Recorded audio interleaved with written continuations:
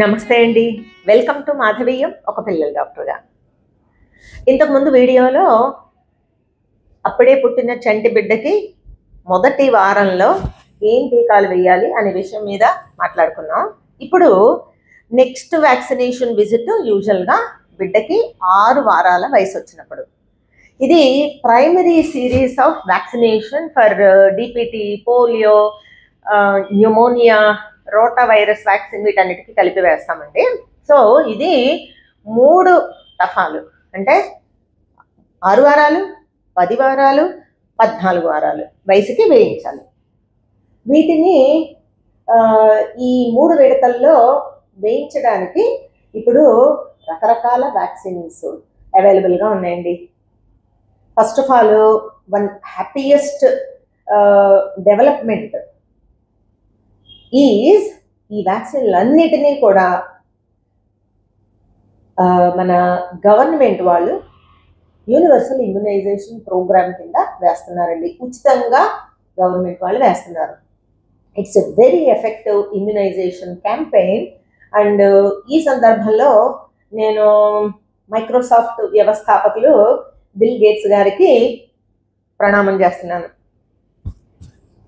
Gates foundation సహకారంతోనే ఈ యొక్క advanced vaccinations మన భారతదేశంలోతో పాటు వేరే థర్డ్ వరల్డ్ కంట్రీస్లో వేయడం అనేది మొదలుపెట్టి చాలా సక్సెస్ఫుల్గా జరుగుతుందండి. Thanks to that humanitarian gesture by mister bill gates. చాలా గొప్ప కార్యక్రమం అండి. ఆయన ఈ మధ్య ఆయన ఆస్తిలో చాలా శాతం ఈ ప్రజాహిత కార్యక్రమాలకి ఇచ్చేస్తానని డిక్లేర్ చేశారు. Noble soul, God bless him. సరే, ఈ 6, 10, 14 వారాల వయసప్పుడు ఏమేంటి టీకాలు వేయిస్తారు? డిపిటి అంటే డిఫ్తీరియా, కంఠసర్పి, పి పర్టుసిస్ కోరింత దగ్గు, టి టెటనస్ ధనుర్వాతం రాకుండా ఒక set of vaccines. Polio drops, injectable polio ఇస్తున్నారండి. అంటే వీటి వరకు పోలియో డ్రాప్స్ ఇచ్చేవాళ్ళం, ఇప్పుడు పోలియో ఇంజెక్షన్ రూపంలో టీకాగా అవైలబుల్ అవుతుంది పోలియో టీకా.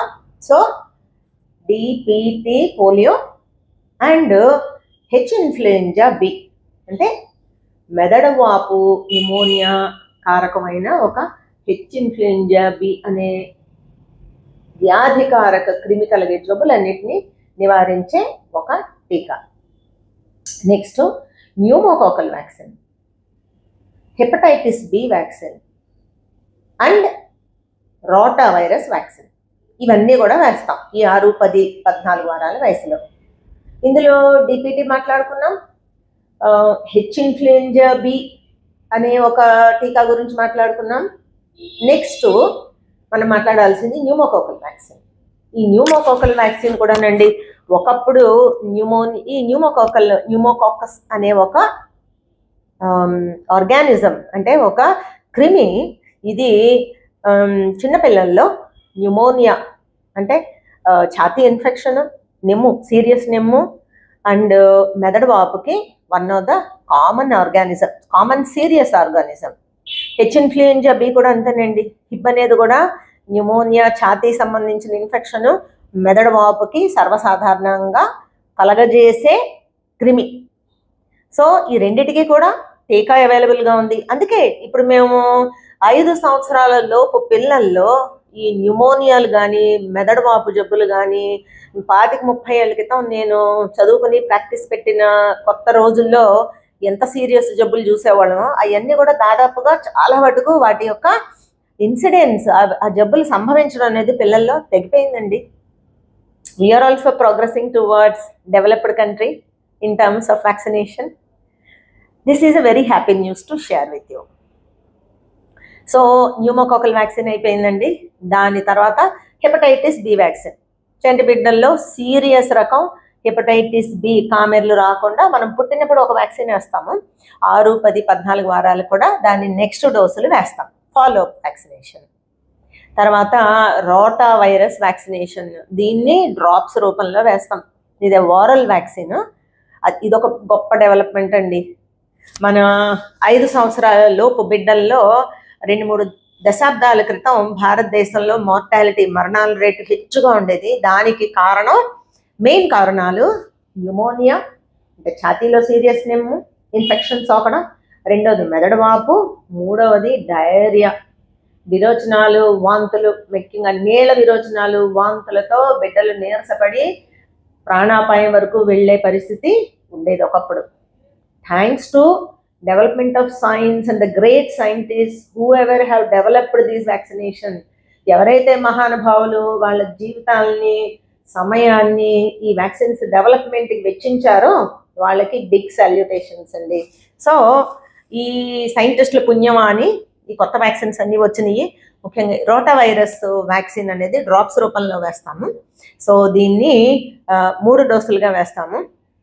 అండ్ దీన్ని ఈ రోటా వైరస్ వ్యాక్సిన్ మాత్రమే అండి ఒకవేళ 32 వారాలు బేబీ వయసు దాటితే మాత్రం వెయ్యము. సో మొదటి 6 వారాలు, 10 వారాలు, 14 వారాల్లో ఈ వ్యాక్సిన్స్ అన్నీ వేస్తాం. తర్వాత ఇవన్నీ గవర్నమెంట్లో అవైలబుల్లా, అన్ని గవర్నమెంట్లో యూపీఐ ప్రోగ్రామ్ ద్వారా ఉచితంగా వేస్తున్నారు. దయచేసి వేయించుకోండి. గవర్నమెంట్ వాళ్ళు వేస్తున్నారు కదా, ఇది క్వాలిటీ వ్యాక్సిన్స్ అయినా మంచి అయినా అని ప్రశ్న రావడం సహజం. ఫ్రీగా వస్తుంటే అది కరెక్టా, అది ప్రోడక్ట్ క్వాలిటీయా కాదా అనేది ప్రశ్న రావడం సహజం. They are highly effective high quality vaccinations. So దయచేసి సంశయించకుండా దగ్గరలో ఉన్న ప్రాథమిక ఆరోగ్య కేంద్రానికి వెళ్ళి ఈ టీకాలన్నీ వేయించుకోండి బిడ్డలకి.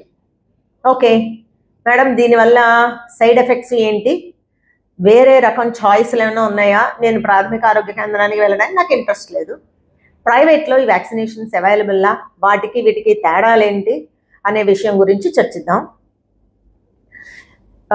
ప్రైవేట్లో కూడా వ్యాక్సినేషన్స్ అవైలబుల్ అండి. దాని గురించి మాట్లాడే లోపు దీనివల్ల సైడ్ ఎఫెక్ట్స్ ఏమన్నా ఉన్నాయా, కొంచెం మైనర్ సైడ్ ఎఫెక్ట్స్ ఉంటాయండి. డిపిటి ఇందులో న్యూమోకోకల్ వ్యాక్సినేషన్కి ఇబ్బంది లేదు, రోటా వైరస్ వ్యాక్సినేషన్కి ఇబ్బంది లేదు, అండ్ హెచ్ ఇన్ఫ్లుయెంజా వ్యాక్సిన్కి కూడా ఇబ్బంది లేదు. అంటే జ్వరాలు, సైడ్ ఎఫెక్ట్స్ లాంటివి చాలా తక్కువ. డిపిటి ఒక్కదానికి చిన్న చిన్న ఇబ్బందులు ఉన్నాయండి. సో ఈ డిపిటి వల్ల ఇంజెక్షన్ చేసిన చోట గడ్డ రావడం, బాగా వాపు ఎర్రబడిపోయి జ్వరం రావడం, అండ్ అకేషనల్గా రేర్గా అక్కడ ఏమన్నా చీము చేరడం అనేది రావచ్చు. చీము చేరడం అనేది చాలా తక్కువ అండి. బట్ గడ్డ రావడం, వాపు రావడం అనేది ఈ డిపిటితో కొంచెం సాధారణమైన విషయం.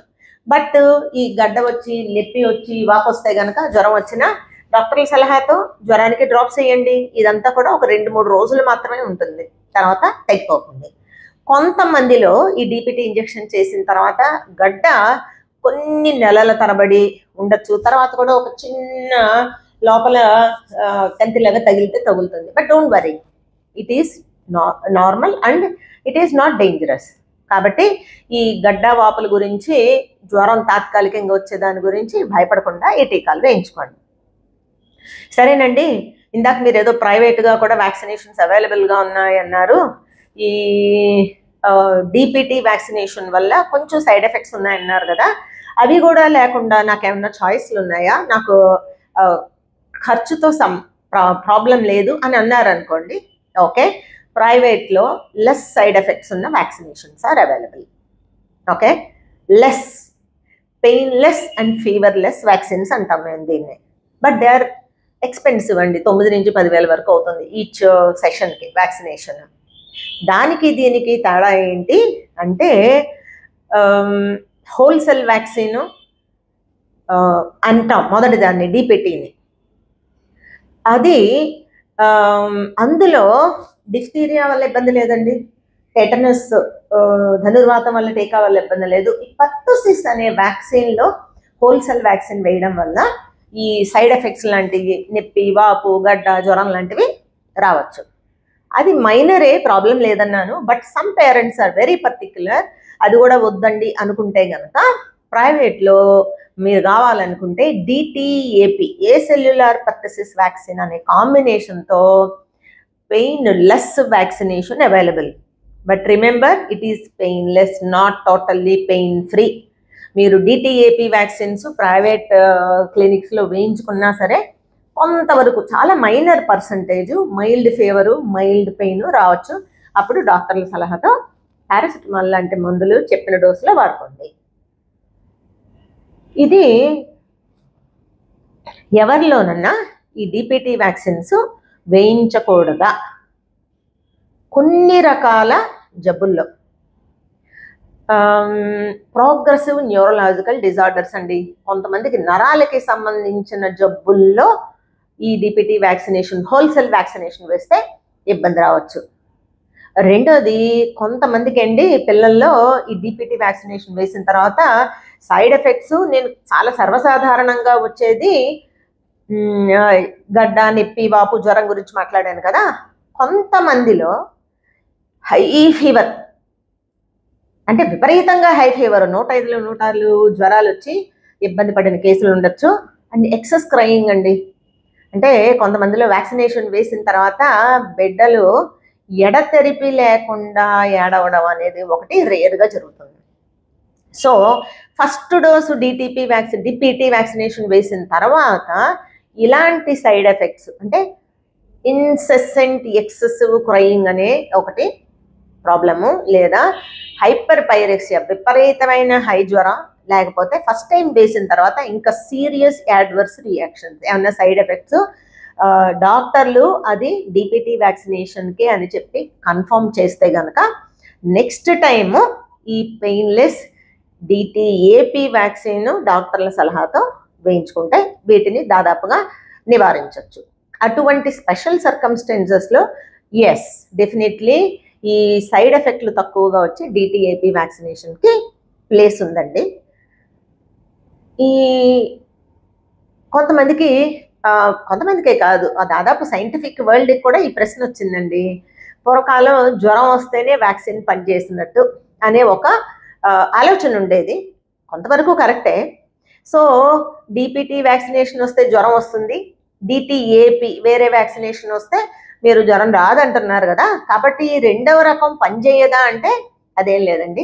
సైంటిఫిక్ రీసెర్చ్ ప్రకారం డిపిటి వ్యాక్సినేషన్ కానీ డిటిఏపి వ్యాక్సినేషన్ అంటే డిటిఏపి వ్యాక్సినేషన్లో ఏం చేస్తారు అంటే సైడ్ ఎఫెక్ట్లు వచ్చేదాన్ని తీసేసి వేరే జబ్బుకి వ్యాధి నిరోధక శక్తిని ఏదైతే పదార్థం కలుగు చేస్తుందో దాన్ని ఉంచుతారు. సో రెండు కూడా ఎఫెక్టివ్గా పనిచేస్తాయి.